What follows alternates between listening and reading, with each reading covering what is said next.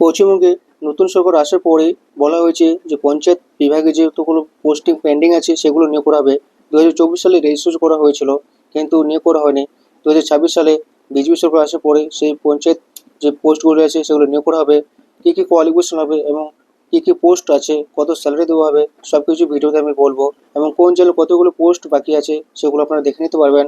তাই ভিডিওটি শেষ পর্যন্ত দেখবেন। যারা আমার চ্যানেলটিকে সাবস্ক্রাইব করেনি তারা অবশ্যই সাবস্ক্রাইব করে নেবেন। চলুন ভিডিওটি শুরু করি। পদ ও পদসমূহ শিক্ষাগত যোগ্যতা। বিভিন্ন পদের জন্য শিক্ষাগত যোগ্যতা আলাদা আছে। পদের নাম ও শিক্ষাগত যোগ্যতার নিচে আমি বলে দিচ্ছি। 1 নম্বর গ্রাম পঞ্চায়েত কর্মী, অন্তত অষ্টম শ্রেণী উত্তীর্ণ লাগবে আপনাদেরকে। যারা অষ্টম শ্রেণী পাস তারা এখানে অ্যাপ্লাই করতে পারেন এই পোস্টে।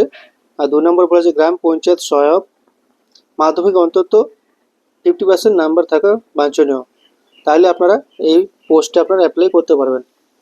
3 নম্বর যেটা আছে পঞ্চায়েতের সচিব, নিচে দেওয়া আছে পঞ্চায়েত সচিব উচ্চ মাধ্যমিক উত্তীর্ণ, যারা এইচএস পাস করেছেন তারা এই পদে অ্যাপ্লাই করতে পারবেন। আর 4 নম্বর যে নির্মাণ সহায়ক, সিভিল ইঞ্জিনিয়ারিং ডিপ্লোমা কোর্স থাকা অবশ্যই লাগবে। 4 নম্বর যেটা আছে স্নাতক degree computer application diploma course থাকবে। আর 6 নম্বর অ্যাকাউন্টের ক্লার্ক টাইপিং মাধ্যমিক উত্তীর্ণ এবং টাইপিং দক্ষতা লাগবে যারা অ্যাকাউন্টিংয়ে কাজ করে। আর বয়স সীমা এখানে বলা হয়েছে সাধারণত 18 থেকে 40 বছর বয়স পর্যন্ত লাগবে। সংরক্ষিত বিভাগ এসসি এসটির জন্য 5 বছর ও ওবিসির জন্য 3 বছর ছাড় দেওয়া হয়েছে। 1 নম্বরে বলা হয়েছে প্রথমে wprms.portal গিয়ে রেজিস্ট্রেশন নাম লিখে ক্লিক করে নাম, মোবাইল নাম্বার ও ইমেল দিয়ে রেজিস্ট্রেশন করতে হবে। 2 নম্বর হচ্ছে রেজিস্ট্রেশন সম্পন্ন হলে আপনার প্রোফাইল তৈরি করতে হবে, ব্যক্তিগত তথ্য, শিক্ষাগত যোগ্যতা আপলোড ইত্যাদি। 3 নম্বর বলেছে প্রোফাইল 100% সম্পন্ন হওয়ার পর আপনার জেলার জন্য উপযুক্ত পদটি বেছে নিয়ে আবেদন করতে হবে। 4 নম্বর আবেদনের পর প্রাপ্ত অ্যাকনলেজমেন্ট রিসিপ্টটি ডাউনলোড করে ভবিষ্যতের জন্য প্রিন্ট করে রাখুন। যেটা 2024 সাল পর্যন্ত নিয়ম করা হয়েছে সেটা এখনো কিন্তু আছে, কোনো পরিবর্তন করা হয়নি যে নিয়মটা ছিল।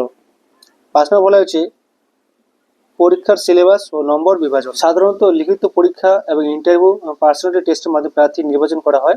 লিখিত পরীক্ষা সাধারণত নিচের বিষয়গুলো থাকবে, যে বাংলা, ইংরাজি, এইসব ব্যাকরণ অনুচ্ছেদ এখানে বলে দিয়েছে। লিখিত পরীক্ষা সাধারণত নিচের বিষয়গুলো থাকবে, যেমন এখানে বাংলা বলা হয়েছে ব্যাকরণ এবং অনুচ্ছেদ লিখন, তবে ইংরেজি বেসিক গ্রামার এবং ভোকাবুলারি। 3 নম্বরে থাকবে অঙ্ক, পাটিগণিত, মাধ্যমিক স্তরের যে অঙ্কগুলো থাকে পাটিগণিত, সাধারণ জ্ঞান, জিকে, বিশেষ করে পশ্চিমবঙ্গের গ্রামীণ ব্যবস্থা ও কারেন্ট অ্যাফেয়ার্স আপনাকে পড়তে হবে এগুলো বিষয় নিয়ে। গুরুত্বপূর্ণ বিষয়, আবেদনকারী অবশ্যই পশ্চিমবঙ্গের স্থায়ী বাসিন্দা হতে হবে। স্থানীয় ভাষা যেমন বাংলা ও সংশ্লিষ্ট জেলা ভাষা পড়তে ও লিখতে পারা বাধ্যতামূলক। বর্তমানে জেলাভিত্তিক আলাদা আলাদা বিজ্ঞপ্তি প্রকাশ করেছে, তাই পোর্টালে নিয়মিত নজর রাখা জরুরি এখানে বলা হয়েছে।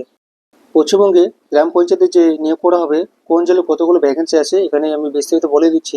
বাঁকুড়া জেলায় আছে 607টি পোস্ট, শূন্যপদ এগুলো পদে নিয়োগ করা হবে। উত্তর 24 পরগনা 566, পশ্চিম মেদিনীপুর 560, দার্জিলিং 539, পশ্চিম বর্ধমান 485, পুরুলিয়া 398, দক্ষিণ দিনাজপুর 331, পূর্ব মেদিনীপুর 321, পূর্ব বর্ধমান 299, ঝাড়গ্রাম 221। আপনি কোন জেলায় বসবাস করেন সেই জেলায় এখানে দেখে নিতে পারবেন। আমি সব জেলায় আমি বলতে পারছি না, ভিডিওটা অনেক লং হয়ে যাবে। তো আপনার যে ডিস্ট্রিক্টে আছেন সেই ডিস্ট্রিক্টে কতগুলো ভ্যাকেন্সি আছে এই ভিডিওটা আপনারা এখানে দেখে নিতে পারবেন। টোটাল ভ্যাকেন্সিগুলো ভিডিওতে দেখা হলো এবং কোন বিভাগে কতগুলো নিয়োগ করা হবে সেটা আমি দেখিয়ে দিচ্ছি।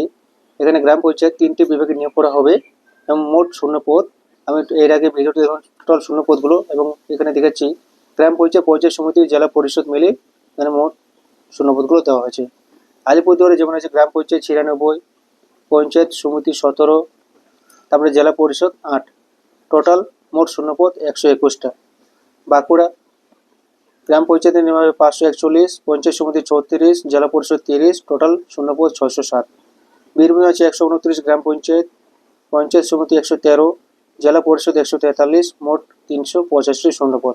কোচবিহার 178, পঞ্চায়েত সমিতি 142, জেলা পরিষদ 194, মোট শূন্যপদ 414। পঞ্চায়েত এভাবে 30 স্তরে ভাগ করা হয়েছে, মোট শূন্যপদ দেওয়া হয়েছে 6500 পোস্ট। আপনারা যেই পোস্টে নিয়োগ করতে চান তারা এখানে দেখে নেবেন কতগুলো ভ্যাকেন্সি আছে এবং আপনারা কোন পোস্টে অ্যাপ্লাই করতে চান সেটা আপনারা কোয়ালিফিকেশন আছে কিনা আমি বলে দিয়েছি। অষ্টম শ্রেণী থেকে শুরু করে উচ্চ মাধ্যমিক পর্যন্ত আপনারা এখানে অ্যাপ্লাই করতে পারবেন। তো ভিডিওটি সব কিছু দেখে দিলাম, ধন্যবাদ।